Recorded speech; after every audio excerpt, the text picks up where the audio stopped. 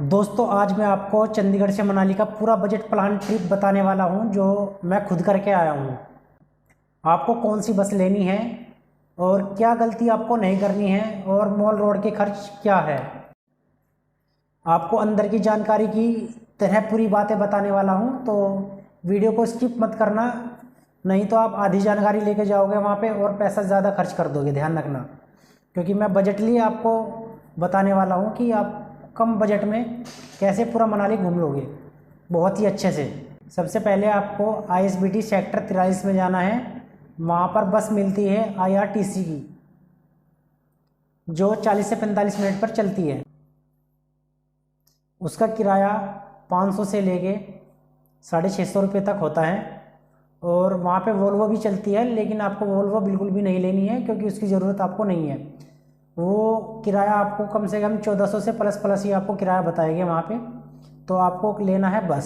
सबसे पहले बस पकड़ के आपको बस चंडीगढ़ से पकड़नी है रात में 8 से 10 बजे के आसपास, क्योंकि रात में जो होता है कि आपका ट्रैफिक भी कम होता है और आप सुबह मॉर्निंग में 7-8 बजे तक पहुंच जाते हो, क्योंकि 7-8 घंटे का आपका सफ़र होता है। तो आराम से आप मॉर्निंग में जो मनाली का ISBT है वहाँ पे आप उतर जाओगे। वहाँ पे उतरने के बाद आपको क्या करना है, ज़्यादा से ज़्यादा 10 से 10 मिनट की दूरी पर ही होगा आपको मेन मार्केट मिल जाएगी। ठीक है, वहाँ पे जाइए आप। वहाँ पर जाने के लिए आपको कोई ऑटो नहीं लेना है। वहाँ पे ऑटो वाले बोलते हैं कि मतलब पैसे मांगते हैं, 100-200 रुपये से कम नहीं मांगेंगे वे, अगर आप मार्केट जाने के लिए ऑटो करोगे तो आपको ऑटो बिल्कुल नहीं लेना। मुश्किल से 10 मिनट की दूरी पर ही होता है, वहाँ से आप पैदल चले जाओगे आराम से। मार्केट में जाइए, ये टिप बहुत कम लोग बताते हैं। तो अब बात करते हैं रुकने की। रुकने के लिए आपको मेन मनाली में नहीं रुकना है, आपको जाना है ओल्ड मनाली। वहाँ पे जाओगे, वहाँ पे हॉस्टल रूम में आपको हॉस्टल रूम मिल जाएंगे 500 से 700 के बीच में। अगर आप सिंगल बेड लेना चाहते हो तो वो आपको 200 से 250 रुपये के आसपास आपको सिंगल बेड मिल जाएंगे। और वहाँ पे कैफ़े भी बहुत ही सस्ते मिलते हैं, तो रुकने के लिए बहुत ही बढ़िया जगह है वहाँ पे। क्योंकि अगर आप मेन मनाली में रुकोगे तो वहाँ पे किराया आपको बिल्कुल डबल मिलेगा, यानी 1500 से प्लस प्लस ही आपको सारे रूम वगैरह मिलेंगे।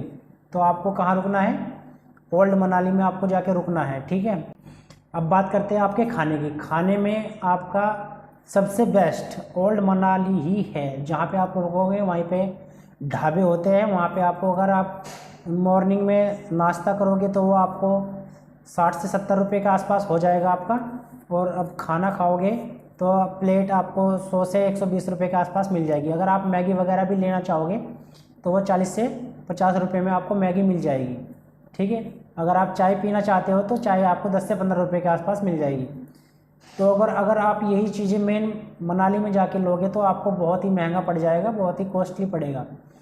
तो बिल्कुल सही जानकारी मैं आपको दे रहा हूँ ताकि आपको जाने में ज़्यादा एक्स्ट्रा खर्च ना हो, क्योंकि वहाँ पे जाके आदमी अगर पहली बार जाता है तो गुमराह हो जाता है चीज़ों में, पता नहीं कर पाता कि कहाँ सस्ता है कहाँ महंगा है, क्योंकि घूमेगा तो तब पता लगेगा ना ज़्यादा। तो इसलिए मैं आपको बता रहा हूँ। अब बहुत से दोस्त लोग पूछते हैं कि मॉल रोड फ्री कैसे है, क्योंकि मॉल रोड एक स्ट्रीट है, वहाँ पे घूमना फिरना देखना ये सब फ्री है। क्योंकि वहाँ पे अगर आप लोग कैफ़े वगैरह में कुछ खाओ पियोगे तब आपका खर्च लगेगा, या आप घूमोगे या कुछ शॉपिंग करोगे तो तभी आपका खर्च लगेगा। घूमने फिरने का वैसे कोई वहाँ चार्ज नहीं है। बढ़िया से सुंदर सी जगह है, अच्छी सी मार्केट है, बढ़िया से घूमो मॉल रोड। तो अब बात करते हैं मंदिरों की। वहाँ पे हिडम्बा टेम्पल, मानू टेम्पल और वशिष्ठ टेम्पल है, तो उनके लिए कोई टिकट नहीं लगता, क्योंकि ये धार्मिक स्थल है। धार्मिक स्थल पर कहीं भी कोई टिकट नहीं होता है। वहाँ पे आप फ्री में आसानी से घूम सकते हो, कोई दिक्कत वाली बात है नहीं। ठीक है, बढ़िया तरीके से वहाँ पे सब घूमो। उसके बाद आपको क्या, सभी को सबसे ज़्यादा एक्साइटमेंट होती है सोलंग की, जहाँ पे बर्फ़ ही बर्फ़ होती है। वहाँ पे जाने मतलब मनाली घूमने का मज़ा ही तब है जब वहाँ पे जाओ। मनाली लोग जाते हैं उसी लिए कि सोलंग पे जाएंगे, वहाँ पे बर्फ़ में घूमेंगे आसानी से। तो भाई वहाँ पे जाओगे आप तो मनाली से आप अगर सोलंग जाओगे तो वहाँ पे टैक्सी चलती है, शेयरिंग टैक्सी। तो वे आपको 300 रुपये से लगभग 200 से 300 रुपये आपका किराया लेते हैं वे। ठीक है, अगर आप इससे भी कम में जाओगे बजट में तो फिर वहाँ पे बस चलती है तो उनसे आप जा सकते हो, थोड़ा वो और भी कम हो जाएगा आपका किराया वहाँ पे।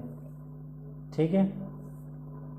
अगर आप सोलंग में जाते हो और वहाँ पे जाने के बाद कुछ मतलब एक्टिविटीज़ करते हो तो उनका चार्ज आपको अलग लगेगा, बल्कि वहाँ पे एक्टिविटीज़ वो आपकी चॉइस पर डिपेंड करता है कि आप करना चाहते हो या नहीं।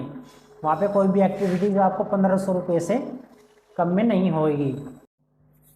लेकिन अगर आपका मन हो पैराग्लाइडिंग वगैरह करने का वहाँ पे, तो आसानी से कर सकते हो, बढ़िया तरीके से घूमो। और अब मैं बताता हूँ आपको कि आपका कितना खर्च वहाँ पे आ जाएगा जाने का। तो जैसे मैंने आपको बताया कि चंडीगढ़ से आप मनाली जाओगे 500 से 650 रुपये तक का आपका खर्च आएगा, और वापस आने में भी इतना ही खर्च आपका आएगा। और ओल्ड मनाली में आपका रुकने का कम से कम 300 से लेके 400 रुपये तक का खर्च मान लीजिए एक नाइट का। और आपका खाने का भी इतना ही खर्च आ जाएगा, अच्छा खाने का। और आपका जो सोलंग जाने का खर्च होगा शेयरिंग कैब से 300-400 रुपये, उसका भी इतना ही आ जाएगा।